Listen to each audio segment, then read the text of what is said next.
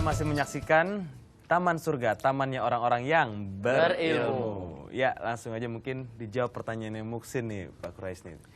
Baik, Hussein. Sebelum kita menjawab pertanyaan Anda, saya ingin terlebih dahulu menjelaskan apa saja potensi yang dianugerahkan Tuhan kepada kita. Kita dianugerahi potensi untuk mengetahui. Wa'allama Adam al-asma'a kullaha. Ada potensi sehingga bisa mengetahui, manusia ini bisa mengetahui segala sesuatu yang berkaitan dengan alam raya ini. Satu potensi. Tinggal dia asah potensinya.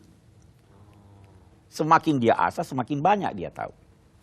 Yang kedua, kita diberi potensi rohaniah. Yang selalu mengajak orang untuk berbuat baik.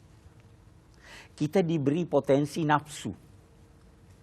Nafsu ini perlu. Tetapi jangan berlebih dari porsinya. Nah, kalau menjawab pertanyaan Anda, boleh jadi porsi ruh kalah oleh porsi nafsu. Wah. Nafsu itu perlu. Kalau ada yang menjajah negara kita, itu nafsu, semangat, amarah, keberanian. Nafsu itu perlu, nafsu makan itu perlu. Tetapi jangan berlebih. Nah, sekarang Anda berkata, saya sudah hadir di ruh, yang masuk cuma sedikit. Ke nafsu ini yang masuk banyak, kalah ruh. Itu potensi yang lain diberikan kepada kita apa? Ada hal yang menarik. Kita melalui orang tua kita diberi pengalaman. Apa itu pengalaman? Ingat kisahnya Adam. Dia di sorga. Di sorga dia digoda oleh iblis. Karena digoda, dia keluar, diusir dari sorga turun ke bumi. Ini pengalaman luar biasa.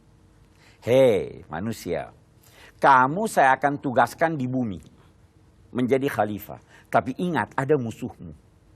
Siapa musuhnya? Setan. Jangan sampai kamu terayu oleh setan. Saya sudah beri kamu pengalaman nih. Kalau kamu terayu oleh setan, kamu akan keluar dari kenikmatan. Kamu sudah punya pengalaman di sorga. Indah sekali sorga itu. Cobalah dalam tugasmu menjadi khalifah di bumi, memakmurkan bumi ini, cobalah ciptakan bayang-bayang sorga itu di dunia. Apa itu bayang-bayang sorga?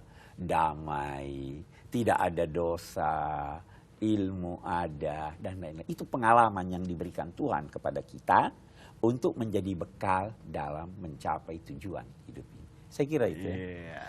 Potensi Sin ya jawabannya ya. Baik, ibu-ibu di sini mungkin ada yang ingin bertanya? Masih ingin bertanya Ibu? Silakan Ibu. Ini udah. Silakan Ibu. Saya Latifah Rahman, ingin bertanya kepada Pak Quraisy Shihab. Tadi Bapak bilang kan Allah itu menciptakan manusia dengan sesempurna-sempurnanya. Tapi belakangan makin sering kita lihat bayi lahir dengan otak tidak tertutup, jantung di luar, itu physically tidak sempurna. Dan juga kadang-kadang karena saya bergerak di bidang otis, saya juga lihat mentally juga nggak sempurna. Jadi kadang-kadang saya bertanya-tanya, apakah Allah bekerja minta maaf sebelumnya tidak serius, atau kita yang salah Pak Quraisy? Terima kasih. Baik, terima kasih Ibu. Bagus pertanyaan Ibu. Saya ingin bertanya pada Ibu yang berkecimpung di bidang ini. Bisa tidak ada pengaruh makanan terhadap pertumbuhan bayi? Bisa. Bisa, bagus. Yang makan itu siapa? Ibunya. Yang suruh dia makan siapa? Nafsunya, dirinya sendiri. Kalau dia tidak makan atau tidak mau makan, bayinya tidak tumbuh baik atau tidak? Oke. Kalau begitu, ada keterlibatan ibu bapak dalam. Ya, nah, itu sebabnya kalau kita baca kitab suci Al-Quran, sewaktu Allah menguraikan tentang penciptaan Adam, dia katakan, khalaqtu ma mana'aka an tasjuda lima khalaqtu biyadi. Hai iblis, apa yang menjadikan kamu enggan sujud kepada apa yang aku ciptakan? Karena dia tidak punya ibu bapa. Tapi waktu kita reproduksi manusia, dikatakannya laqad khalaqnal insana fi ahsani taqwim. Sesungguhnya kami telah menciptakan manusia. Kenapa Allah berkata kami? Karena dia bukan sendiri. Ada keterlibatan ibu bapak. Terlibat ibu bapak di dalam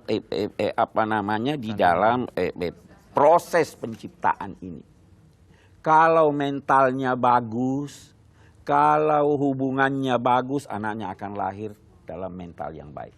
Kalau dia keliru, jadi yang terjadi itu, yang ibu anggap tidak sempurna, itu sebenarnya ada faktor kesalahan manusia. Saya kira begitu, Bu, ya. Iya, Bu. Baru terima di akal kita juga ternyata ya.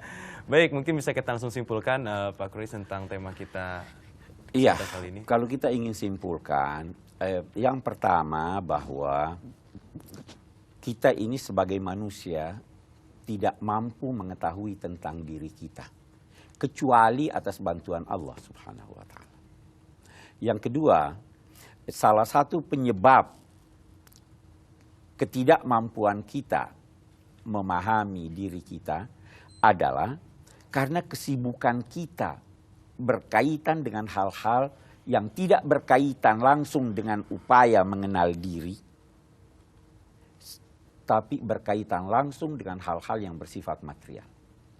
Yang ketiga, Allah Subhanahu wa Ta'ala sudah menganugerahkan kepada kita aneka potensi agar supaya kita dapat menjalankan fungsi kita dalam kehidupan ini dengan sebaik-baiknya. Fungsi itu adalah menjadi khalifah, membangun dunia, dan itu semua dalam rangka beribadah kepada Allah Subhanahu wa Ta'ala.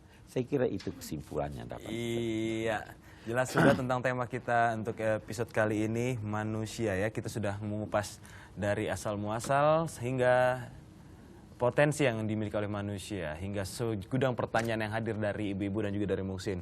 Saya ucapkan terima kasih kepada ibu-ibu yang telah hadir di sini ya. Semoga apa yang kita pelajari di kesempatan kali ini berguna untuk kita bersama, untuk kemaslahatan umat juga. Baik, terima kasih juga saudaraku Muhsin. Dan tentunya terima kasih yang sebesar-besar kepada pemirsa yang telah menyaksikan tayangan ini, dan juga terima kasih kepada guru kami Bapak Profesor Haji Muhammad Khurais Shihab. Terima kasih, Pak. Terima kasih, iya, baiklah kalau begitu kita bertemu lagi di lain kesempatan. Saya Ferry Ardiansyah undur pamit. Wassalamualaikum warahmatullahi wabarakatuh dan sampai jumpa di Taman Surga, tamannya orang-orang yang berilmu.